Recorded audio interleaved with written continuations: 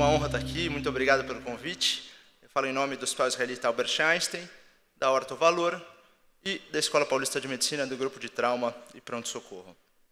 Da parte do Disclosure, eu sou faculty nacional da O, consultora educacional da Johnson, da Medartis, da Meditronic e da Víncula, mas nada do conteúdo é influenciado de alguma maneira por isso. Quando a gente fala sobre fraturas do planalto no idoso, é muito importante que a gente pense qual que é a definição do idoso e como que ele é tratado. Esse aqui é só um exemplo, é um anúncio de um remédio que foi vinculado no começo dos anos 2000 na TV dos Estados Unidos, falando por que esperar para tomar esse remédio, e alguns anos depois, novos padrões de fraturas começaram a aparecer em decorrente desse tipo de medicamento. Então, quando a gente fala de fratura do planalto no idoso, eu vou abordar 3 principais tópicos, que são: quais as principais complicações, evolui para a artroplastia total de joelho, e se eu devo mudar a minha via de acesso, dependendo da idade do paciente. Quando a gente fala nas principais complicações, tem um estudo super recente de Oladege, que foi publicado agora em março de 2019, que ele mostra que no idoso as fraturas do planalto correspondem a 8% do total de fraturas, e ele usou o critério de corte os pacientes acima de 65 anos. Então, ele avaliou 360 fraturas e ele usou os jovens como controles. Então, eu acho que é importante analisar a complicação do idoso em relação aos jovens. Como a gente percebe em relação ao mecanismo de trauma, o idoso ele apresenta muitas fraturas por quedas ao solo, mas em igual proporção aos traumas automobilísticos. Então, essa idade de 65 anos, as pessoas ainda estão muito ativas, fazendo esporte, andando de carro e assim por diante. Esse conceito do idoso acima de 65 anos, ele deve ser avaliado caso a caso. Isso depende muito da condição clínica do paciente. Quando a gente fala das complicações pareando com os pacientes jovens, a gente percebe que a infecção, sem dúvida nenhuma, é a principal complicação das fraturas do planalto tibial, tanto nos jovens quanto nos idosos, mas em igual proporção, ou numa proporção muito semelhante, que ela varia de estudo em estudo, por volta de 15%. Então, a gente percebe que é uma coisa inerente à própria fratura, que é piorada pela idade e pela condição clínica, tanto no jovem quanto no idoso. E, quando a gente avalia um pouquinho as características das lesões, eu acho que esse é um dado muito interessante. Se a gente compara o número de procedimentos estagiados em jovens nessa amostra, cerca de 50% nos jovens, cerca de 30% nos idosos. Mas se a gente usa a classificação de Schatzker, comparando do 4 ao 6, que seriam os traumas de alta energia, a gente observa que nos idosos, quase que 80% dos casos foram classificados de 4 a 6.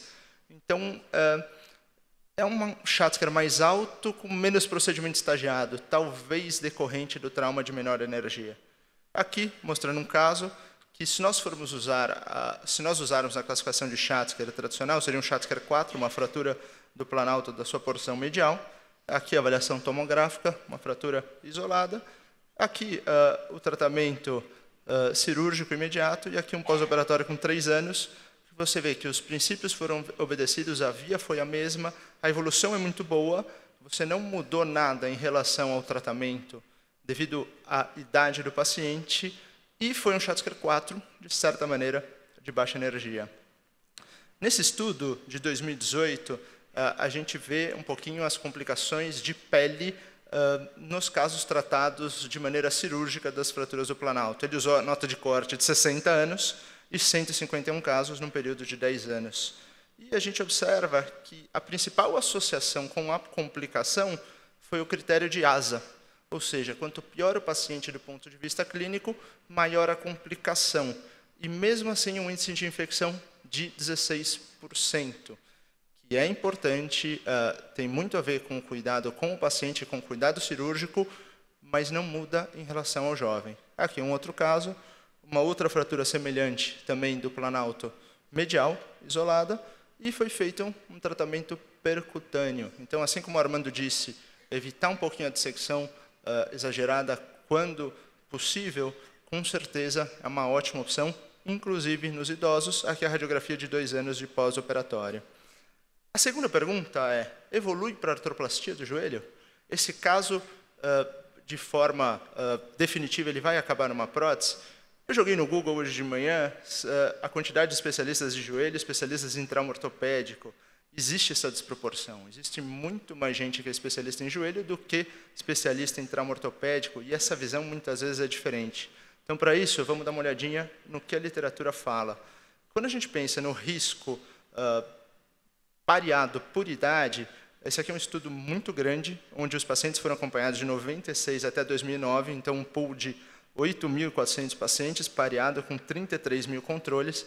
Esse estudo não é exclusivo de paciente idoso, mas de todos os pacientes que sofreram fraturas do planalto tibial. Você vê aqui a distribuição demográfica. Aqui a gente compara o idoso com fratura e o idoso sem fratura, e num período de 10 anos, o risco foi aumentado em 5,29 vezes, ou seja, 5,3 vezes. Só que, mesmo assim, o risco final desse estudo foi de 7,3% dos pacientes que evoluíram para prótese de joelho nesse pool de pacientes com fratura do planalto tibial. Um estudo também muito grande, basicamente com a mesma metodologia, tá? Já acompanhados de 1996 até 2000, de praticamente 8 mil pacientes e quase 80 mil controles. O risco foi de 3,5 vezes maior dos pacientes que sofreram fraturas do planalto do que pacientes vítimas de osteoartrose. Só que a porcentagem de pacientes que foram operados foi de 5%. Então, a resposta para a pergunta, evolui para prótese de joelho? Sim, mas no pior cenário não chega a 8%. Então, se a gente pensar que 92% dos pacientes, pelo menos, não vão ter que fazer uma prótese em nenhum momento, especialmente nessas séries muito grandes, talvez a gente não deva se preocupar tanto com isso e deva se preocupar muito mais com a qualidade da cirurgia, a fixação e nossa abordagem. E daí já começa um pouquinho da resposta se a gente deve ou não mudar a nossa via de acesso. Assim como o Leon disse, eu acredito que essa classificação revisitada do Kifuri e do Schatzker, realmente ela é muito importante para que a gente entenda e veja como a gente deve operar os pacientes. Se a gente pensar como que é feita esse tipo de abordagem, maximizando os resultados, maximizando a forma que você reduz e que você fixa, a gente pega esse outro estudo, também é um estudo grande, ele chegou à conclusão que dos pacientes com fratura do planalto tibial, 25 a 40 têm algum grau de osteoartrose, mas só 3 a 7 necessitam da prótese, corroborando com os outros sintomas. E o motivo que levou à necessidade de prótese, que eu acho que essa é a parte mais interessante do estudo, foi o mau alinhamento. Quando você tem um mau alinhamento do eixo ou uma não união da fratura, que o paciente acabou evoluindo para a prótese. E sim, a prótese de joelho pós-fratura do planalto, ela tem uma evolução um pouquinho pior do que a prótese por artrose. Mas, lógico, são doenças diferentes, pacientes diferentes, situações diferentes. Isso inclui também os pacientes tratados de maneira não cirúrgica. Então, esse índice de satisfação que os pacientes têm com a prótese por artrose é menor do que quando eles sofreram uma fratura prévia. Então, eu devo usar uma incisão mediana longa pensando já numa possível prótese? A resposta é não, de forma nenhuma. Aqui um último caso, um paciente de 75 anos, com uma fratura do planalto lateral. Aqui são as imagens da tomografia, uma fratura anterolateral do planalto. Eu acho que essa é uma parte muito importante, que foi conversada ontem, sobre os cuidados pré-operatórios, uma anestesia, um bloqueio seletivo, evitar o dano do paciente. E aqui, sua fixação intraoperatória e o seu resultado com 1 ano de pós-operatório, o paciente evoluindo muito bem, sem sinais de desgaste. Retomando as 3 perguntas, que são os 3 tópicos principais dessa aula. Quais as principais complicações? Infecção e deiscência, mais semelhante ao índice dos jovens, de por volta de 15%. Evolui para a artroplastia?